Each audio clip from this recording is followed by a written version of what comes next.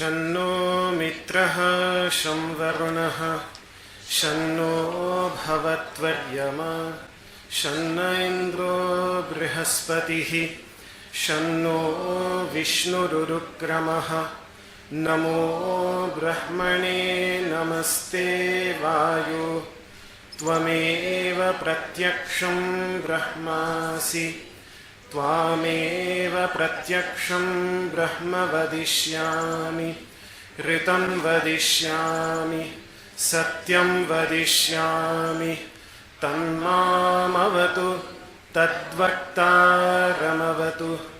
अवतु माम् अवतु वक्तारम् ॐ शान्तिः शान्तिः शान्तिः। ॐ सहनाववतु सहनौ भुनक्तु सह वीर्यं करवावहै तेजस्विनावधीतमस्तु मा विद्विषावहै। ॐ शान्तिः शान्तिः शान्तिः।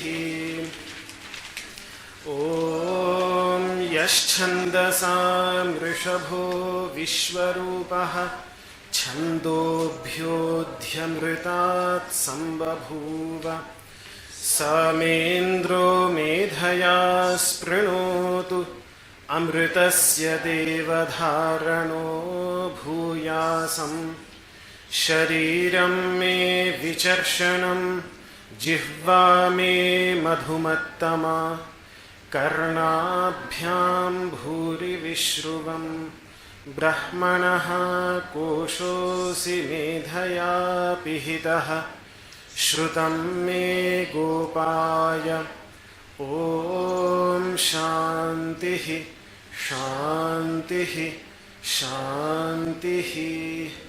ॐ अहं वृक्षस्य रेरिव कीर्तिः पृष्ठं गिरेरिव ऊर्ध्वपवित्रो वाजिनीव स्वमृतमस्मि द्रविणं सवर्चसं सुमेधा अमृतोक्षितः इति त्रिशङ्कोर्वेदानुवचनम्।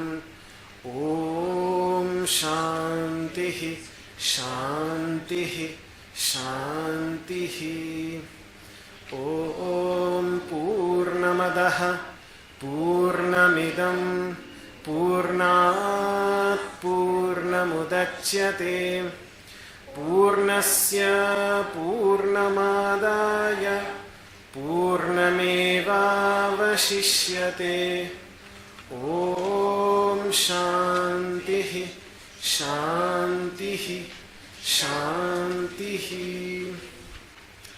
ॐ आप्यायन्तु ममाङ्गानि वाक्प्राणश्चक्षुः श्रोत्रमथो बलमिन्द्रियाणि च सर्वाणि सर्वं ब्रह्मोपनिषदं माहं ब्रह्म निराकुर्याम् मा ब्रह्म निराकरोदनिराकरणमस्त्वनिराकरणं मे अस्तु तदात्मनि निरतेय उपनिषत्सु धर्मास्ते मयि सन्तु ते मयि सन्तु। ॐ शान्तिः शान्तिः शान्तिः।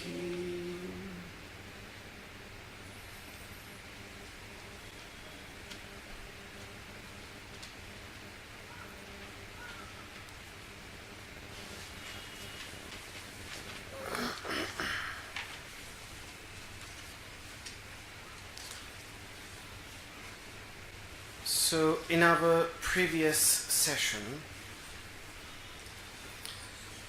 we had completed the sixth Shanti mantra, the sixth mantra for peace, which ended with a prayer that may the noble virtues that are expressed, described in the Upanishads be in me who is engaged in the pursuit of the self, in the pursuit of understanding the true nature of myself. May they be in me. The Master had repeated himself twice, Te mayi santu, Te mayi santu. May they be in me, may they be in me. Uttering the same thing twice was considered not something desirable, but something undesirable, because we're just unnecessarily repeating something that you have already said. So it was not considered ideal to repeat oneself, to say the same thing twice. And yet here the Master repeats himself twice, which is to indicate, to show how important this instillation of the virtues is for him. That is the purpose. That's why he is saying this twice.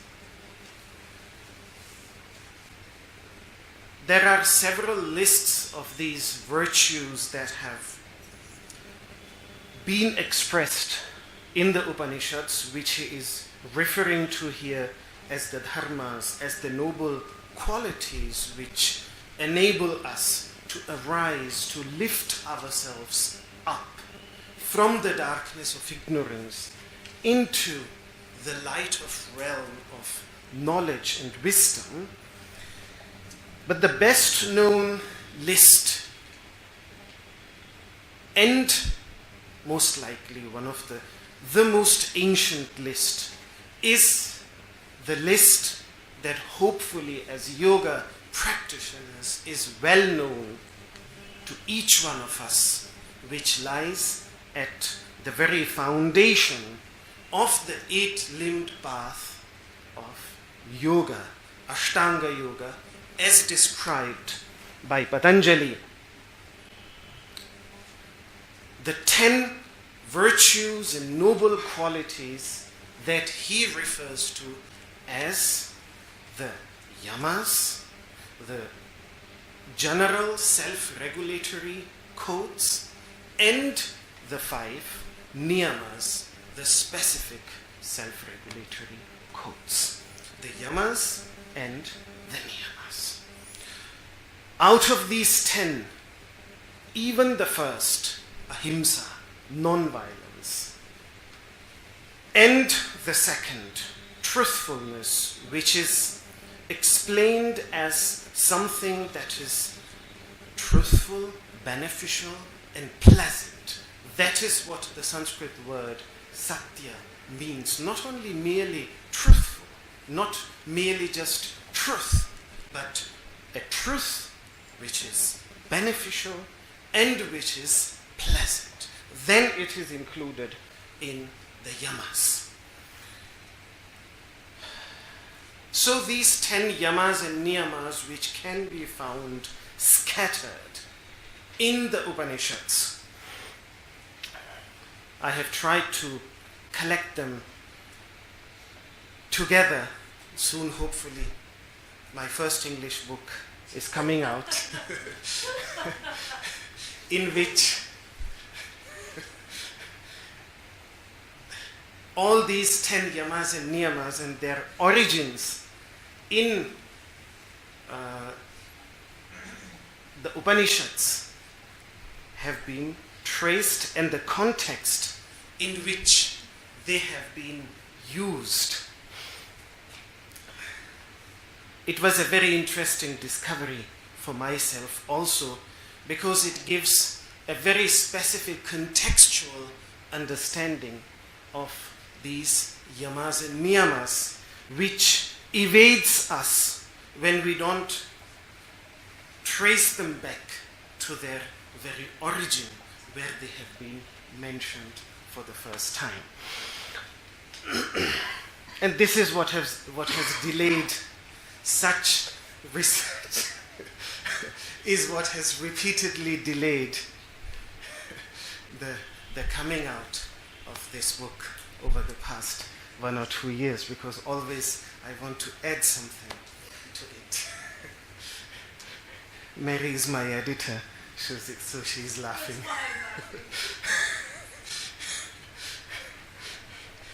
She has to be patient with me. Yes, you've had extreme patience.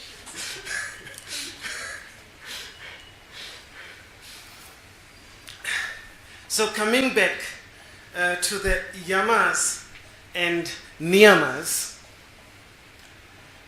ahimsa, non-violence, which is the most important one in the understanding of the yogis, and since also one of the Upanishadic masters, he, in Chandogya Upanishad, it is the parting message, where it is part of the parting message where the master really, once again, before he parts from his student and the student has completed his education and is going back to his home and is leaving now the family of his teacher and is going back to his family, his own family. As a parting message, the teacher really wants to give him the quintessence of everything that he has taught in a few sentences, and there he mentions ahimsa. Continue to lead your life in such a way so that you don't commit violence towards any being. This is part of the last message, which again shows that how even for the Upanishadic masters, the idea of non-violence is so central. Now the practice of the yamas and niyamas and this prayer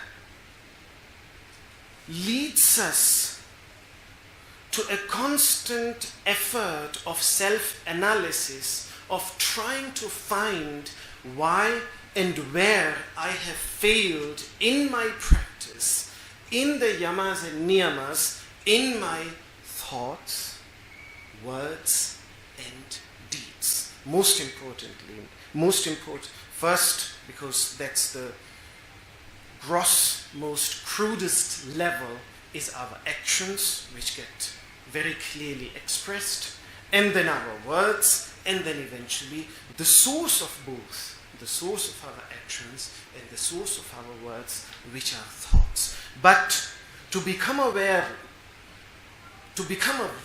of where we have transgressed in the yamas and niyamas, as continuous self-analysis, a meditative self-analysis is of paramount importance, has been something done which is violent in nature because it inflicts suffering on someone else. Have I said a word, maybe it just slips out, but then the awareness comes, oh, I said something which might be hurtful to someone. So not to try to do it again. A thought, oh, what a stupid idea he gave. And then that moment, no, I have no right to describe anybody as stupid. Why did I do that? He must be coming from a very different perspective. I should try to understand his perspective. I cannot simply just dismiss him to his evil intentions which is what usually people do when they don't agree with somebody's views. They try to look for evil intentions. Not that. But analyzing one's own thoughts again and again and again.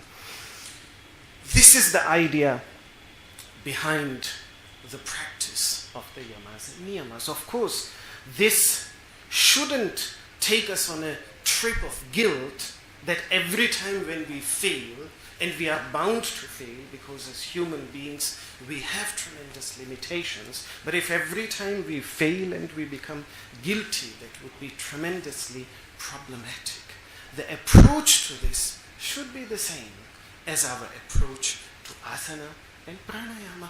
We start with an endless numbers of mistakes. The first day when we come to an asana practice, any posture that we do, even if we are just standing there in Tadasana, a teacher is going to tell us how wrong our Tadasana is. I remember when Zubinji was teaching here, we all were standing in Tadasana. He said, nobody in this room even knows how to stand in Tadasana.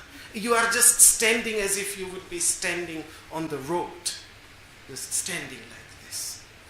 Even Tadasana has to be done. So, do we feel guilty? Then it is our first exposure.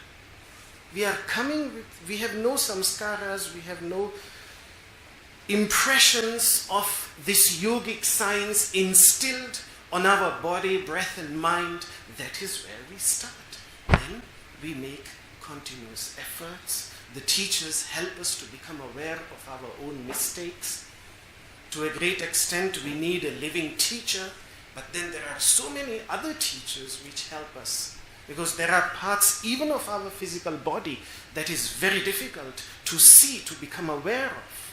So we need the wall, we need the mirror. All these, they work like teachers because they show us where there are limitations. Not wrong, but limitations. And the first step towards improving our limitations is to become aware. So like a child which learns to walk, we fall down repeatedly, till one day we walk on 2 feet, on our 2 feet, effortlessly, most of the times in our life. There is no guarantee that none of us will ever, never fall down again in our lives. Things might happen, we might fall again, but we have to stand up again. I think that was one of the most important messages that when we saw the leap of faith, Guruji's life, what we saw was even after Guruji had his 2 accidents, the fact that he stood up again, built up his practice. So he fell and then again stood up, built up his practice. So in the same way, our practice of yamas and niyamas should be directed with that spirit. And that is why I think Haribhadra Suri, this great Jaina master of yoga that I have been speaking of lately, because I have been exploring several ancient yogic texts from the 5 distinct yogic traditions of ancient India, which are the Patanjali's yoga, Patanjali's Sankhya tradition of yoga, the Upanishads, Vedic tradition of yoga, then the Tantra tradition of yoga, the Buddhist tradition of yoga, and the Jaina tradition of yoga. These 5 traditions of yoga, which were already existent before Hatha Yoga came into existence in the 10th century. And that's why Hatha Yoga particularly if you look at texts like Hatha Yoga Pradipika, the 15th century work, is tremendously influenced on one side by Patanjali's yoga, because it sees itself as a preparation to the deeper states of meditation as described by Patanjali. But when it comes to the philosophical basis, it takes the philosophical basis from the Upanishads, not from Sankhya. And similarly, there is a lot of influence also of Buddhistic meditative techniques, of Tantra, Kundalini, etc. The ideas of Kundalini came into Hatha Yoga from Tantra. From, I think, even the origin of Hatha Yoga, the first ever text composed on the topic of Hatha Yoga is a text known as Amrita Siddhi, which was a Buddhist text. So the concept of Hatha Yoga itself has its origin in Buddhism. And when it comes, for example, to the 5 yamas, then we can see the similarity with the Jaina vratas. The 5 yamas and the 5 Jaina vratas are the same. So like this, in Hatha Yoga itself, we find influence of all these 5 other more ancient traditions of yoga. So coming back to my discussion of this yama and niyama, that Haribhadra Suri, the 6th century master of the Jaina tradition of yoga, says that the practice of yama has 4 stages. The first stage is simply when a desire to practice non-violence, a desire to be truthful, just a desire, a need, an inner desire to be honest, to be non-violent, an inner desire to perform self-study, an inner desire to be contentful. These inner desires of, in other words, becoming, transforming oneself into a good human being. When these desires arise, and when we start enjoying the discussions and the talks of methods that help us to become a good human being, that is what he calls the first state of yama. Do you want me to give you the Sanskrit words?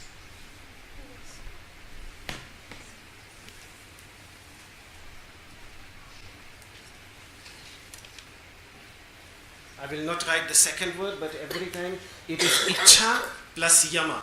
You can remember yama, so I'm not writing because the board is too small. So the whole word used by him, by this Jaina master, is ichha yama. Ichha means desire.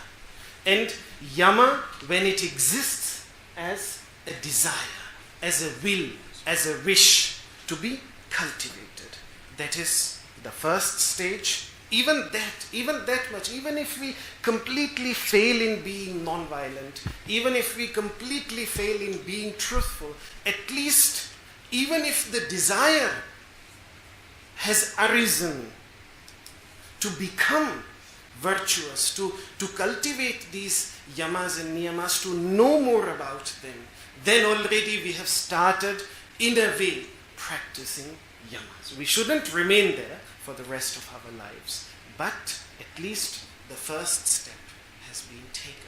And then comes the next one.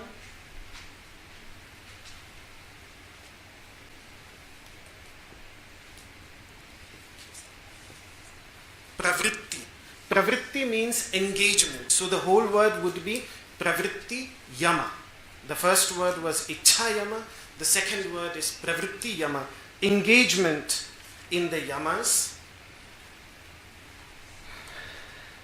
Engagement, total engagement in cultivating the yamas, which manifests as the efforts of cultivating the yamas, first of all in one's deeds, then also in one's words, and then eventually also in one's thoughts. This is an enormous process and can last for years and years together.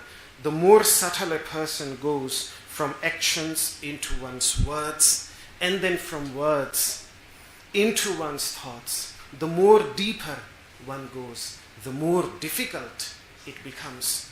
But the strength of yoga is such, as the masters say. There is no strength greater than the strength that one can derive through the practice of yoga.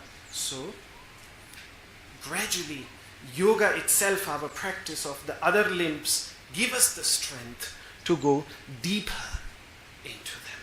And when, through years and years of practice, it becomes our natural habit, it becomes our very nature to be non-violent in our actions, in our words, in our thoughts, when it starts to become our very nature, because our nature is defined by the subtle impressions that we impress through practicing something repeatedly.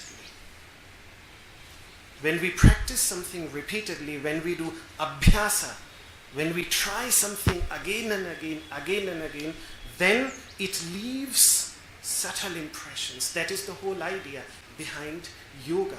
Why do we practice yoga again and again? Because everything that we practice, it leaves subtle impressions, and these subtle impressions define our nature.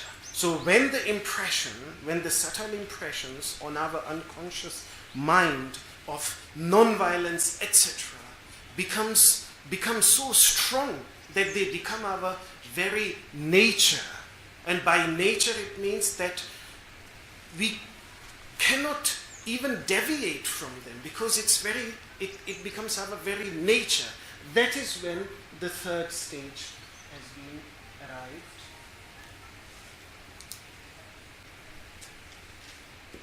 Which is known as sthira yama.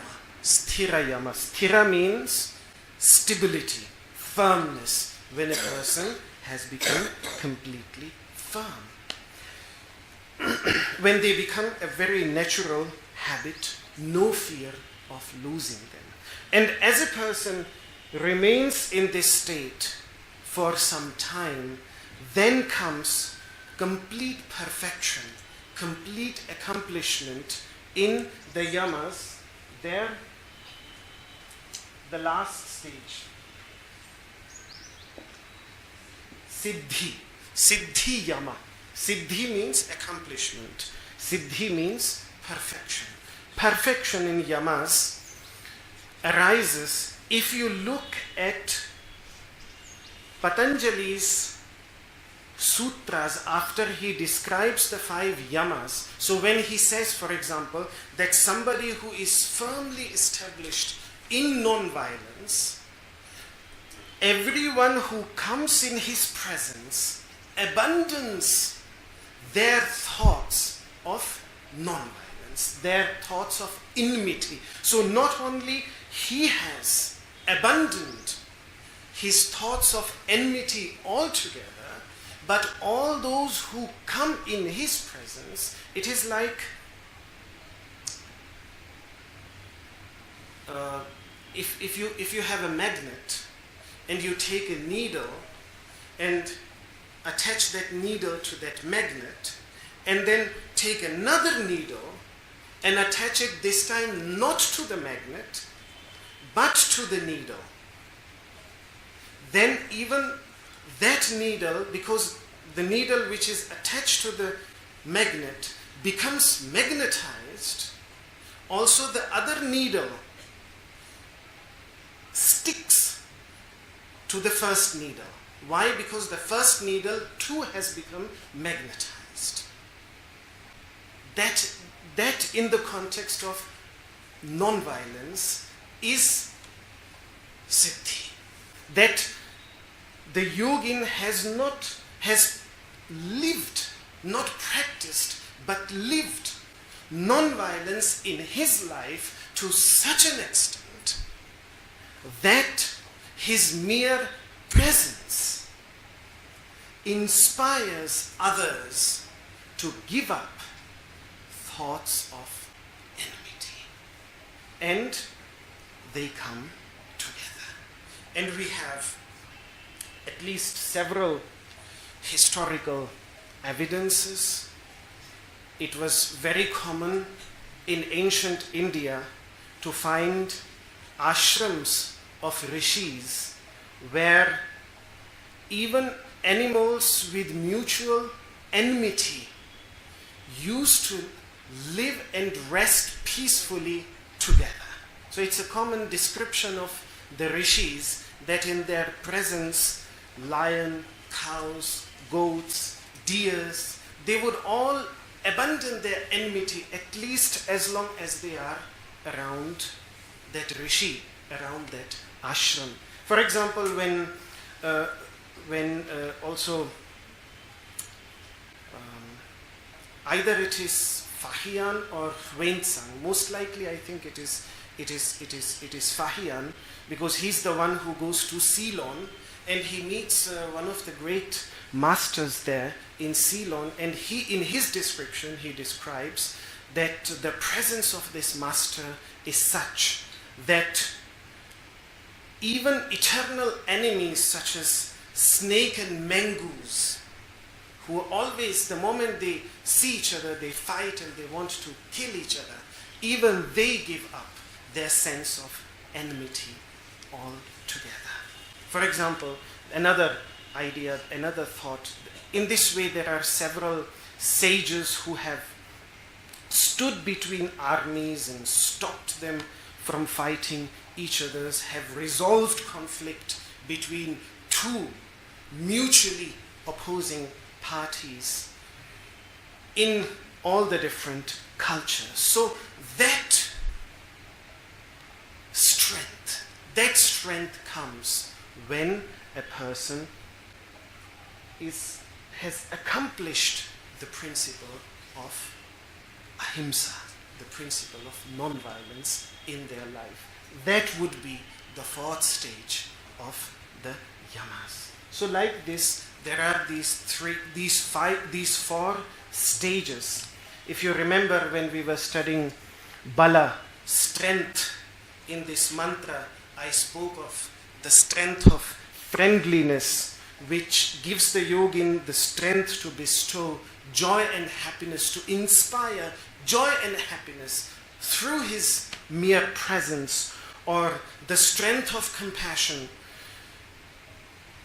in which his mere presence removes suffering, removes internal suffering through his mere presence. So these different types of strength that the yogins speak of, they are the results of siddhi yama, accomplishment in the yamas. Now, after completing this verse, this mantra,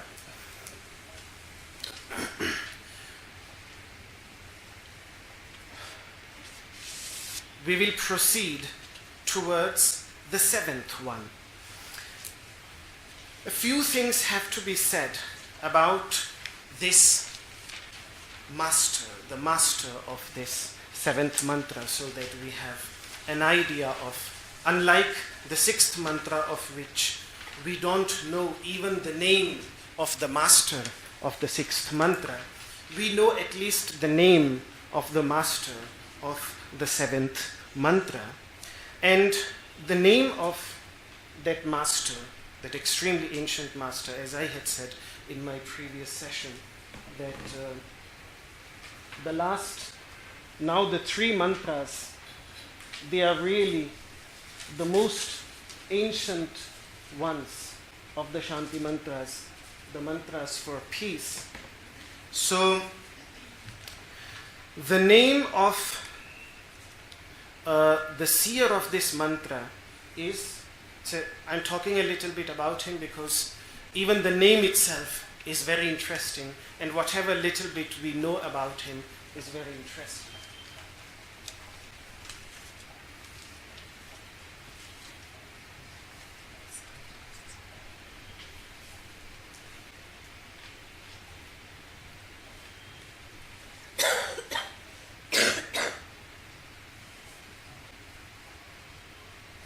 So this is his name, Mahidāsa Aitareya. Mahidāsa is his proper name, and Aitareya is his surname. The simple meaning of the name is Mahi is this, the great Mahi, the great Mother Earth. So Mahi simply means earth, Mother Earth. And Dasa means servant. So Mahidāsa simply means, it's a beautiful name. I haven't come across this name anywhere else except in this context. I have not come across anyone after him, and today who has this beautiful name. It's a unique name, but it's a beautiful name. Even the name itself, I love it very, very much. Mahidāsa, the servant of Mother Earth. That's the name, the meaning of his proper name. And Aitareya, which is his surname, simply means the son of Itara. What is interesting is that unlike most other surnames, he was not known by the name of his father, but by the name of his mother. Most of the Vedic rishis, they are always referred to by their father's name, this and this, and the son of this and this person, but always father's name. There are very few examples where, and some of these masters who identify themselves not with their father's name but with their mother's names are some of the greatest masters that the Upanishadic traditions have had. For example, Satyakama, the son of Jabala, he was also known by his mother's name. Patanjali, we never hear Patanjali's name. Patanjali's father's name, we only always hear Patanjali's mother's name, Gonika, who was a great yogini herself. So even Patanjali is referred to sometimes as Gonika Putra, which means the son of Gonika. So that's his surname. So he too came to be known by his mother's name. And here too, Mahidāsa Aitareya. Aitareya means the son of Itara, the son of someone called Itara. Now, to see Mother Earth as one's mother and the realm of light as one's father, and the idea that the realm of light, by bestowing its life-giving light on Mother Earth, gives birth, impregnates Mother Earth with life, and gives birth to all forms of lives. This is an extremely ancient idea which can be found in all the Indo-European traditions. It's certainly very strongly there in the Vedic traditions, where Dyaush Pita, which means Dyaush, the realm of light, is referred to as the father, from where light comes, and Bhumihi Mata, Putroham Prithivyaha, this Mother Earth is my mother, and I am the child of this mother.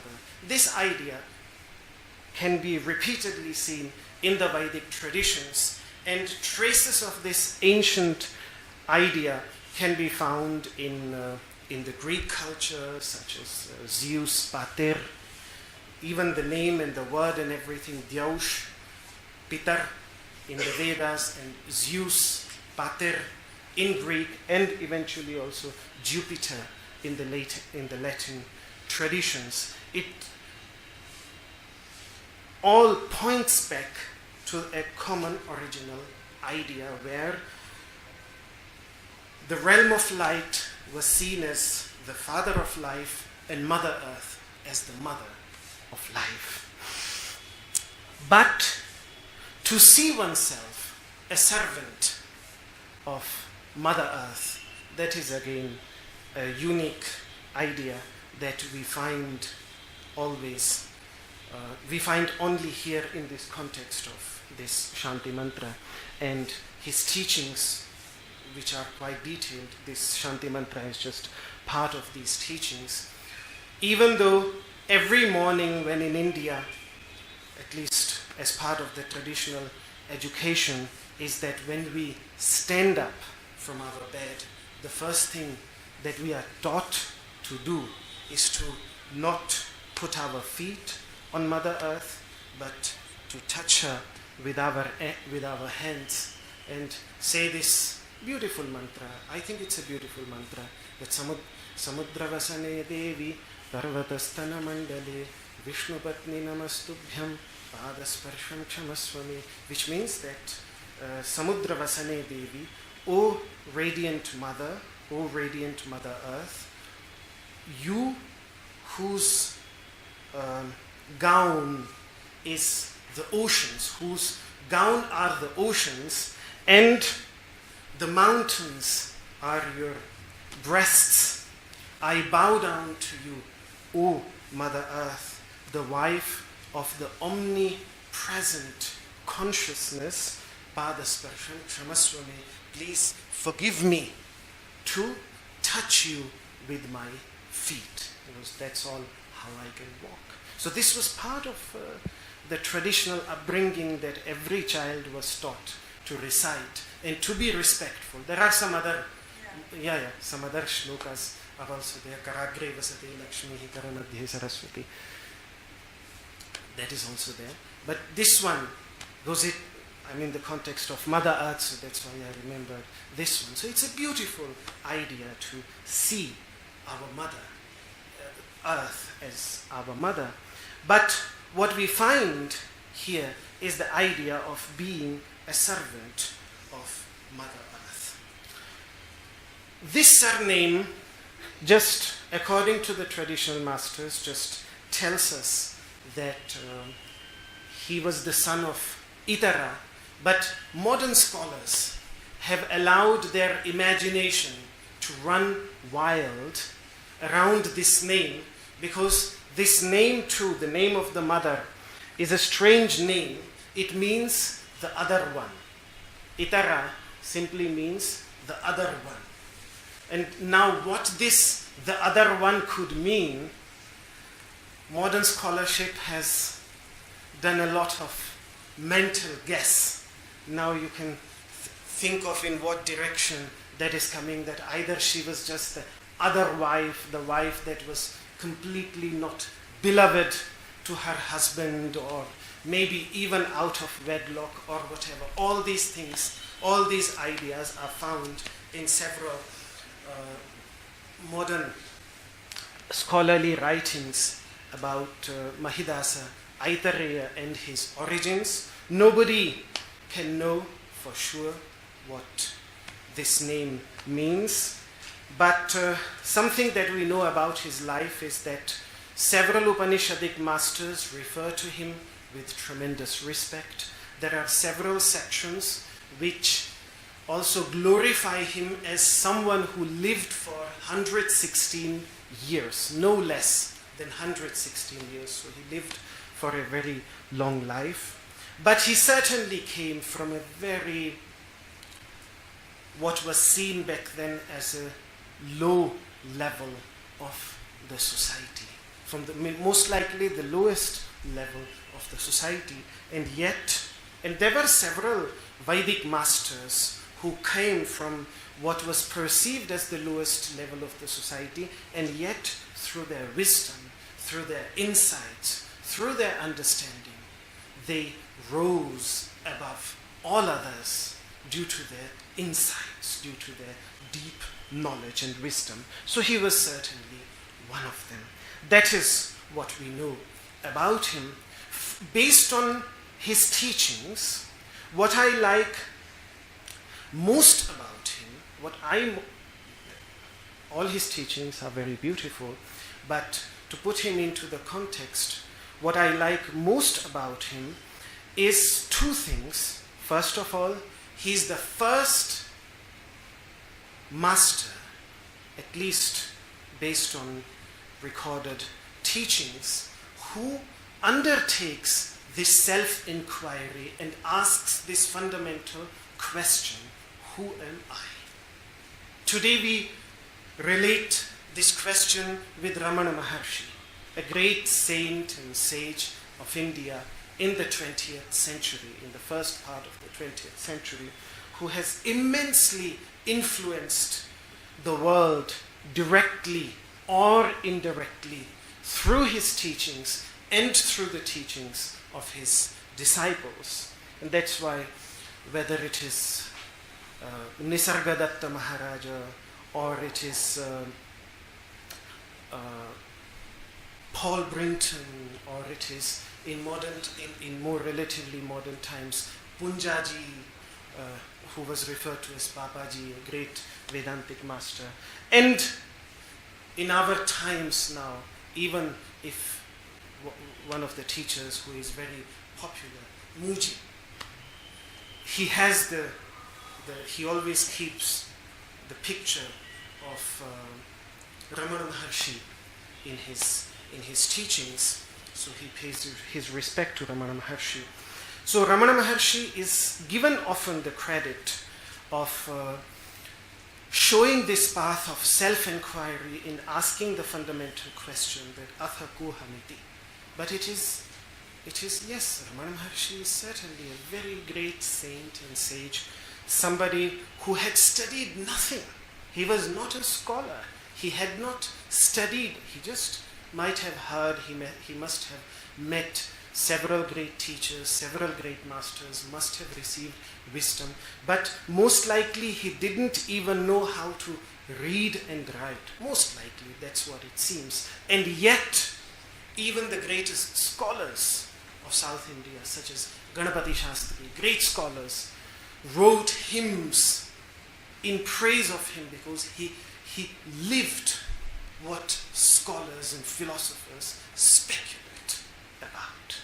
So, if Ramana Maharshi is such a figure in our modern times, who comes from a very humble upbringing, and the world flocks towards Arunachala, again a magnetic place in India, like Rishikesh, like other sacred places, Arunachala is one of those magnetic places where thousands and thousands of seekers every day flock to partake in some of those vibrations that were left behind by great saints and sages such as Ramana Maharshi, just to experience the peace, the Śānti that they had experienced.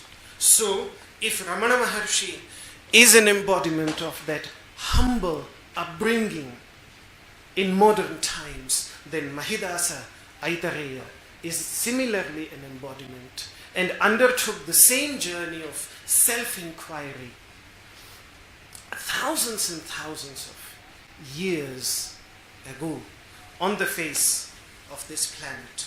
And there might have been also before him about whom we don't know, but he certainly, because he expresses it in his teachings, he asks this question, that if everything is functioning in my body on its own, then who am I?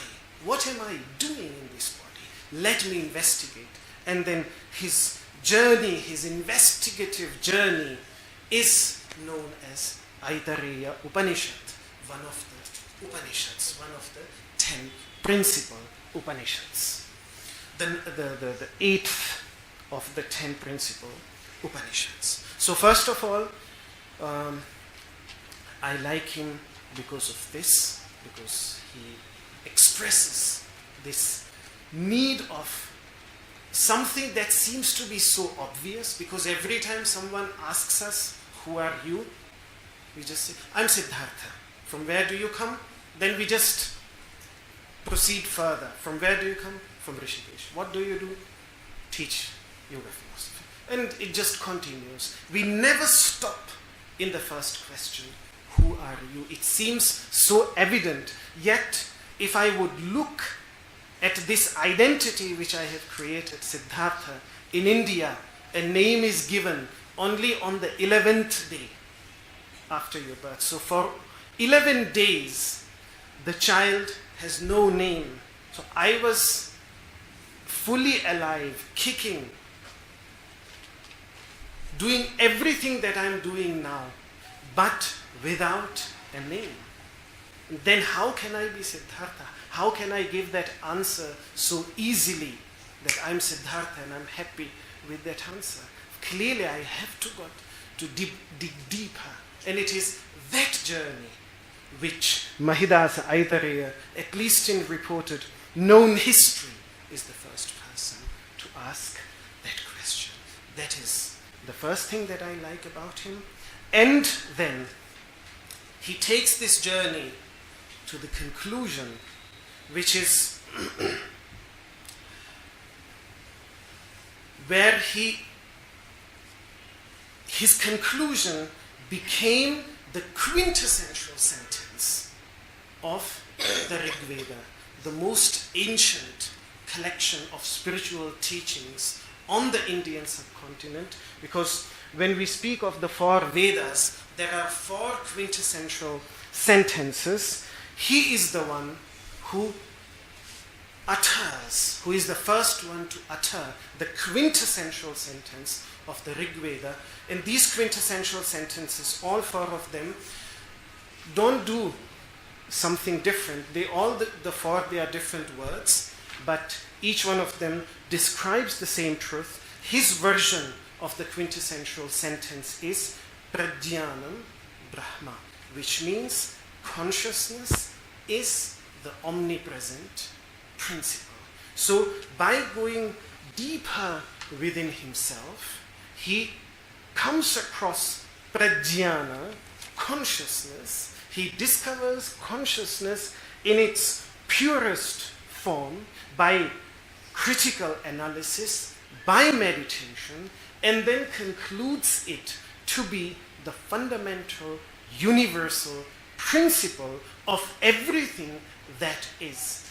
The unifying principle of all the individual beings, of all the gods and goddesses that were being worshipped at his time. He unites all that diversity into one pure consciousness and expresses it as Pradyānam Brahma. Consciousness is supreme. Consciousness is the unifying essence. That is his conclusion. So these 2 are the reasons that I have why I specifically have a tremendous liking for this figure known as Mahidāsa Aitareya. We will study his Shanti mantra in our next session, which will take place this time not on Tuesday. Please note it down, because usually my classes are always on Tuesday and Saturday, but this time, because on Tuesday is a celebration in our ashram, in the same way like it is the birthday of Jesus Christ, it is Christmas, we also celebrate it as the birthday of our master, Swami Omkarananda, who has founded this institution of around 60 schools, colleges in this state, and several dharmashalas, yoga centers. And since we are part of that foundation, that institution, we'll have to be part of that celebration on that day, which will take place from 11 to 12:30 in our headquarters up there. And that's why we will have this class not on Tuesday, but on Monday. So then we will continue with his teachings, because interestingly this Shanti mantra comes straight away after he has proclaimed the quintessential sentence. So after he has reached his journey, he starts his journey by asking the question, who am I? Reaches the conclusion that consciousness is supreme, consciousness is the unifying essence of everything, which he discovers in himself. And after that, he utters the mantra for peace, just straight away after that. So we have to see this mantra in that context. That is why I prepared this background today for this mantra. If there are any questions, any observations, anything that you would like me to clarify more, please do let me know.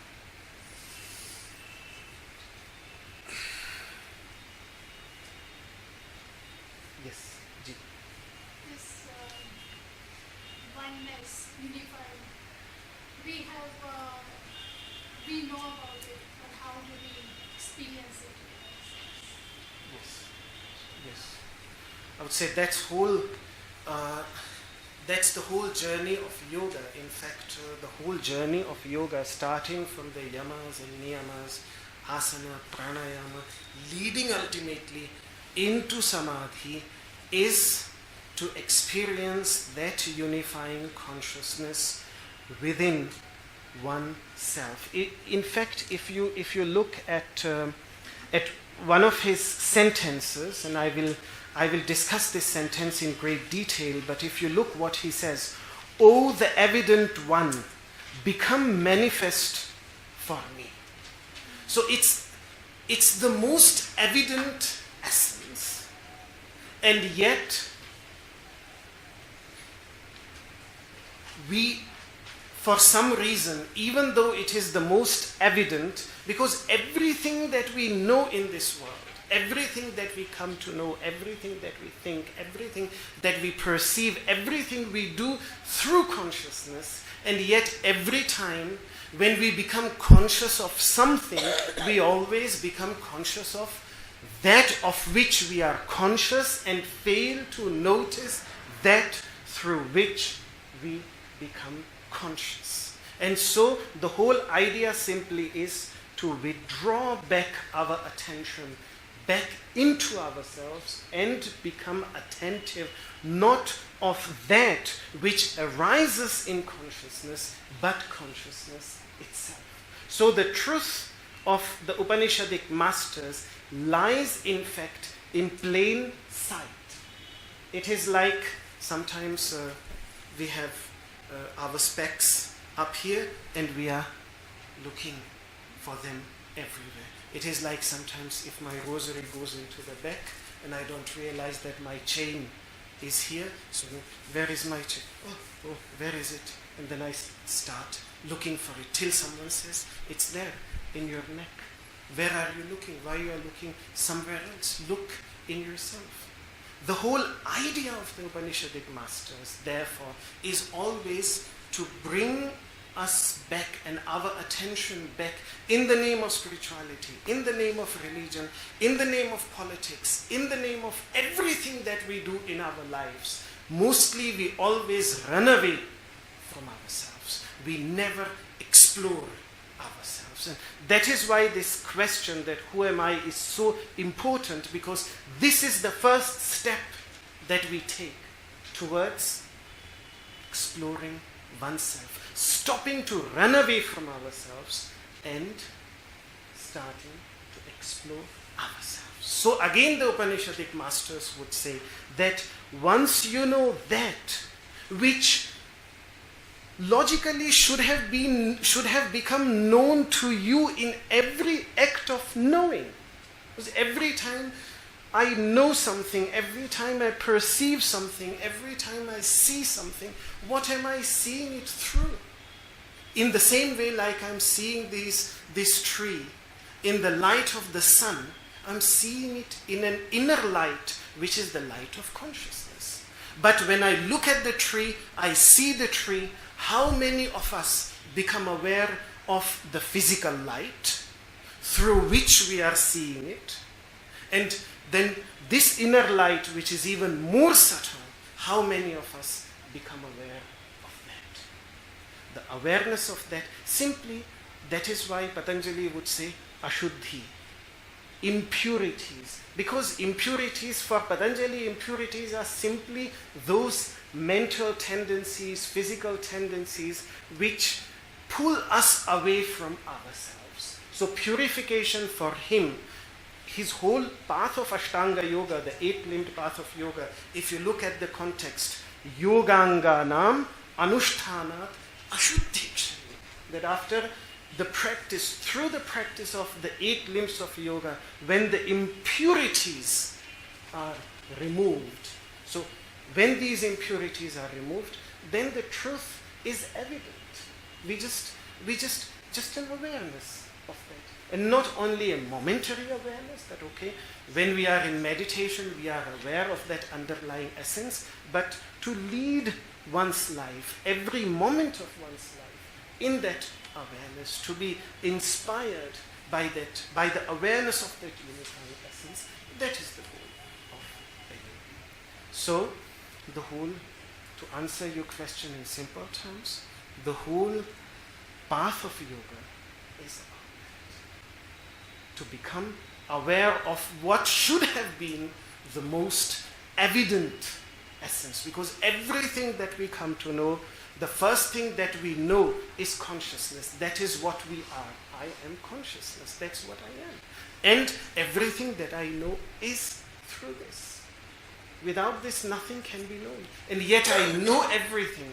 But I never explore this greatest mystery, which has always remained a mystery and still remains a mystery even today, despite all the great scientific developments, scientific understanding. We know everything about, we know so much about the universe around us. But again, when it comes to consciousness, we are still grappling.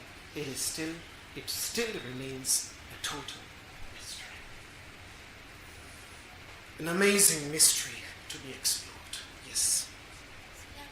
Yes. To ask about the difference between samskara, we've been talking about the subtle impression, Yes. and vasana, because in the sadhana pada, the Yes. Yoga Sutras, Yes. the description of vasana is quite similar. And Yes. I wanted to know whether there was a subtle difference. Yes. The distinction between the samskara vasanas are, the distinction is this, that some samskaras are vasanas, but not all samskaras are vasanas. Vasana is another, usually by vasanas we understand, for example, the vasana of ignorance, the vasana of ego, the vasana of selfish attachment, the vasana of hatred, the vasana of fear. These are deeply inherited tendencies. So the samskaras that have been inherited from extreme antiquity, they are known as vasanas. And the samskaras which we continue to inherit as a result of our actions, they are merely referred to as samskaras. So that is the basic distinction between vasanas and between samskaras. Did you get my point, or you got distracted by what Mataji's mobile phone? You got distracted, yes, that's what I thought. So vasanas that you Yes. listed, So, they seem to be a bit more negative. yes, and samskaras can be both. You can have good samskaras, you can have negative samskaras, you can have positive samskaras. Vasanas are these, in fact, vasana, if you want to picture a vasana, what vasana is related to the, even to the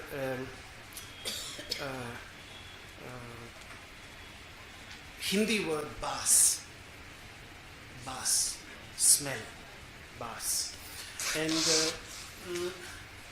my teacher used to say that if you want to picture vasanas, the best way to picture it is that put some garlic into a pot, leave that garlic in the pot for 10 days, and then try to wash it the best you can.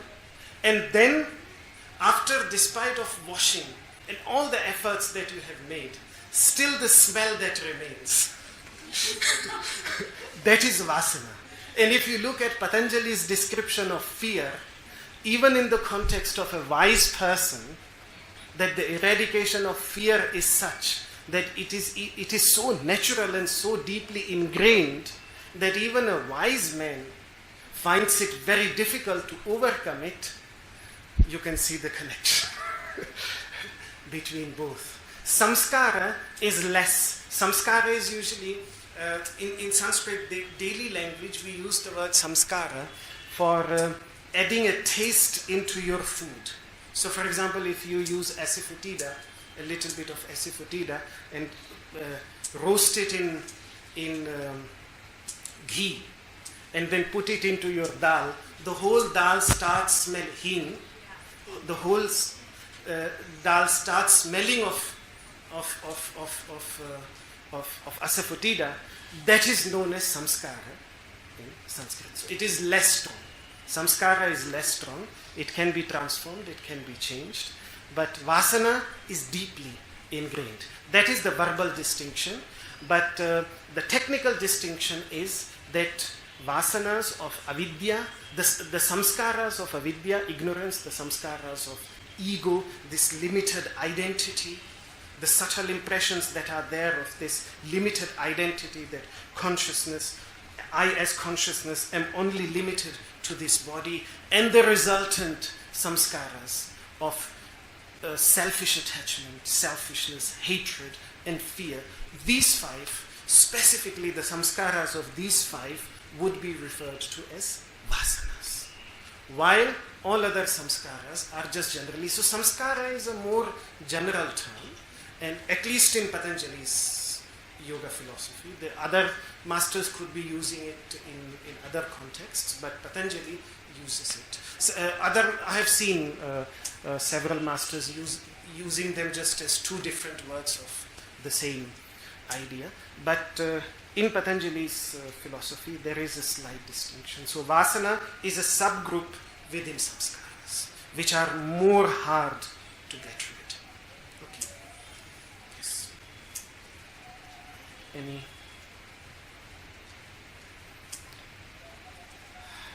Okay. So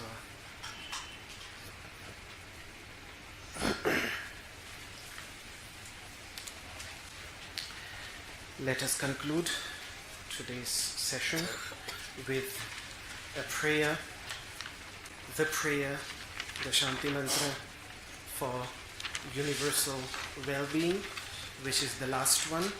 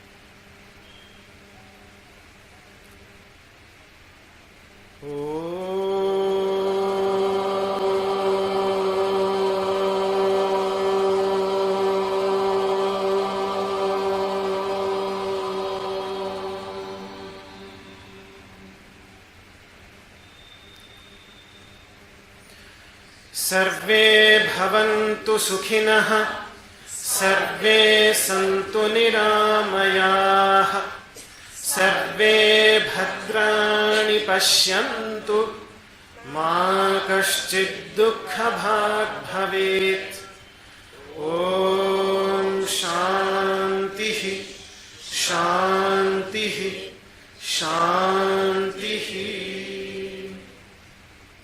My humble salutations to each one of you. Thank you very much for being here.